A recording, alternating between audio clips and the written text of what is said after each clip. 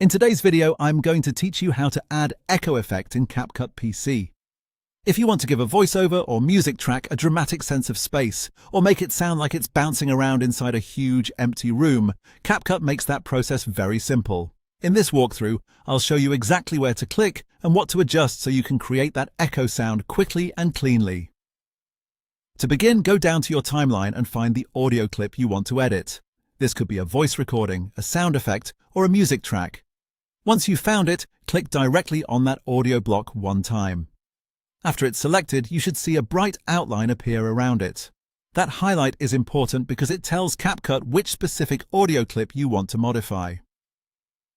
If nothing is selected, the effect won't be applied where you expect, so make sure this part is done first. Once your audio clip is highlighted, move your attention to the top right area of the screen, where CapCut keeps its adjustment and settings panels. Click on the tab labeled Audio. After that, choose the section called Voice Changer underneath it.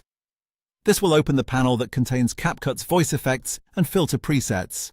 Even if you're not changing a spoken voice, this is where the echo option is located, so this is the correct place to work from. Now that the Voice Changer panel is open, look for the group labeled Voice Filters.